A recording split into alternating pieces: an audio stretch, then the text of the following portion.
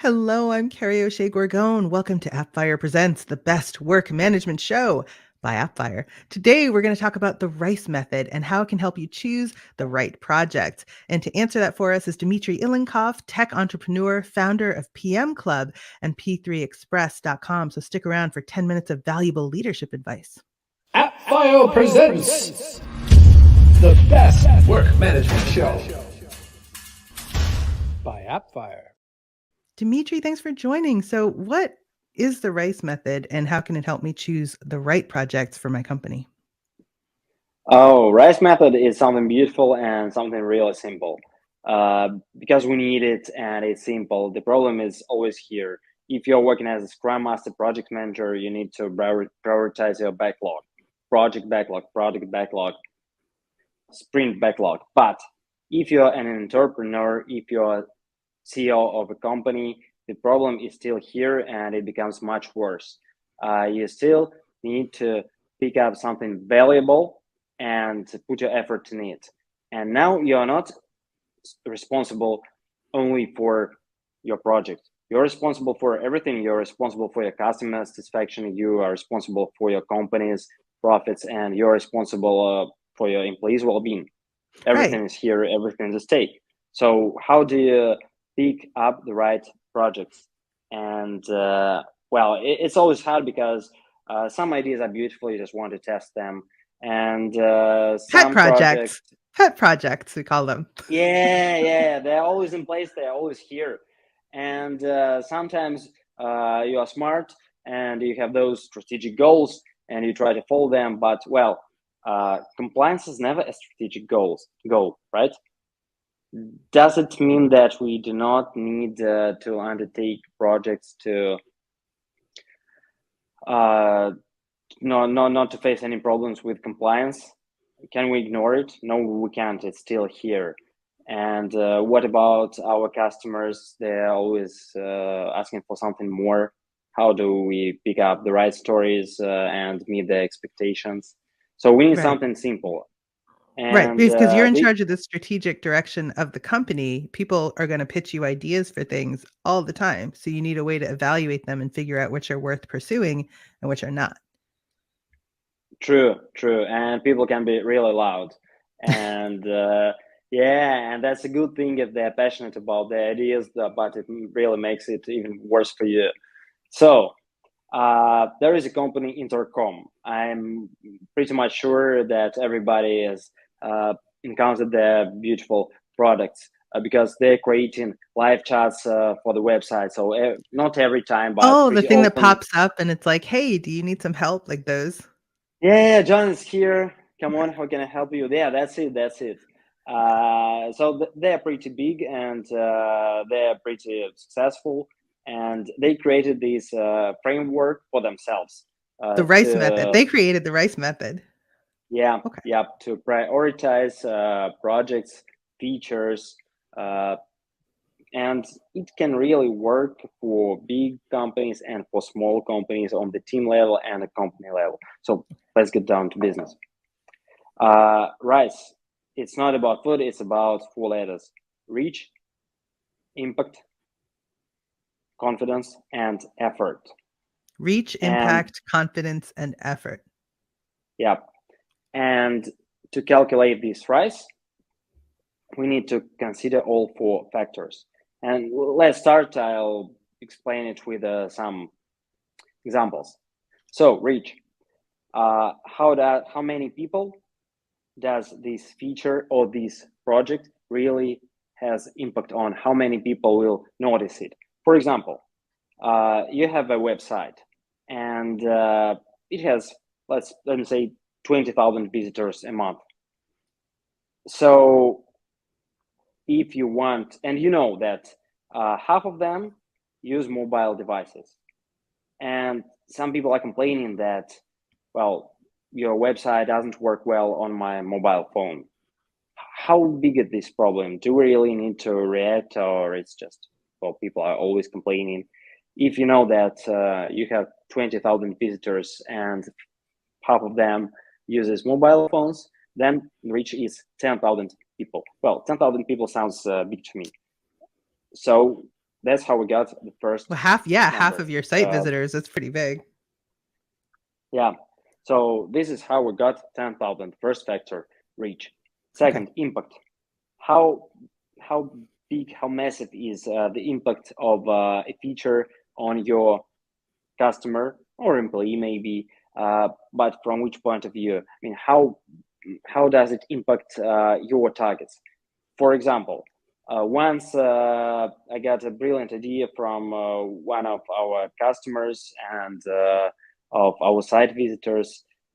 They said, look, you have articles on your website and they're nice, we enjoy them, but I prefer listening, not reading. Can you add this feature when I just press the button and it plays all the article to me? It converts it to audio. Sounds smart, I don't argue. But which goal can it probably impact? No ideas. I really have no clue. So yeah, probably reach here is big if you have many people visiting your blog. But does it really impact any of your goals? I'm afraid no. But imagine another problem. Something works wrong in the registration process. People cannot register on your website, or people cannot buy your product. For example, the payment system doesn't support a particular country. Wow, that's bad. The massive is like huge. So if you manage to change the payment system or to improve your registration process, then you win. For example, I had issues with registration for my free course, and so people had to do it 2 times instead of 1. And I lost half of users in this process. Wow. Because it undermined their confidence in it, do you think?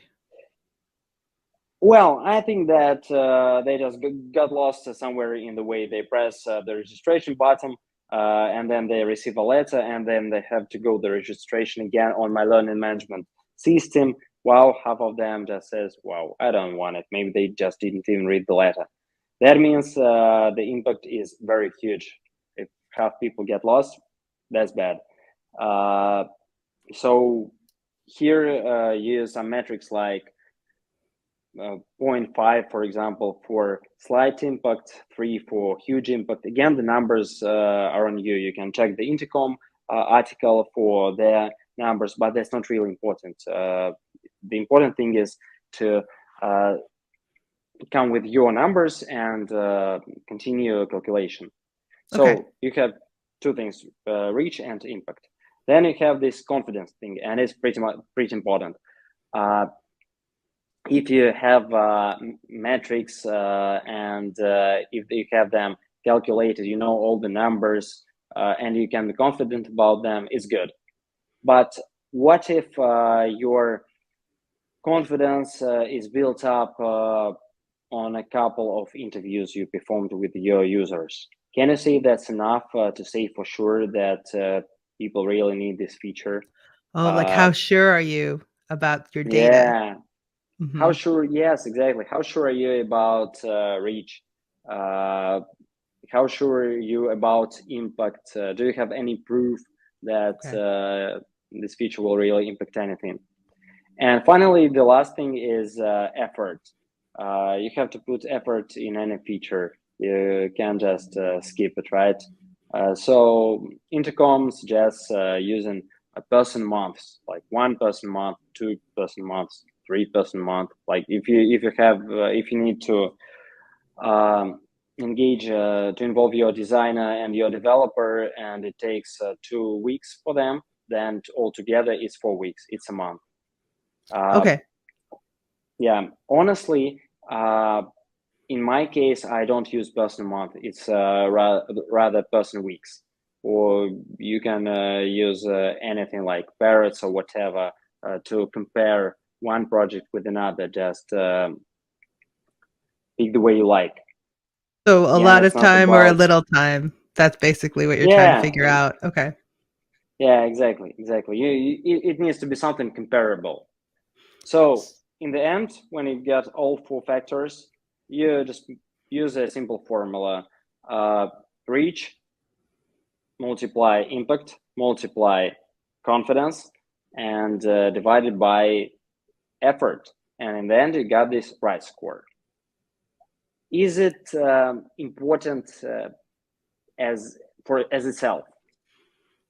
So you decide for Not. yourself what the score is, like if you're going to what merits action and what doesn't, you set the score. If you calculate RISE for one project, it's nice because RISE framework, it's not about very accurate scores. It's about a call for discussion, and it's about a framework to make this discussion productive. You are not just shouting out loud, pick my project, it's the most important, it's the most valuable. No, it's an open call so that people can make some calculations or some assumptions. Even it's not that bad. It's good for the start, and it's good, yeah.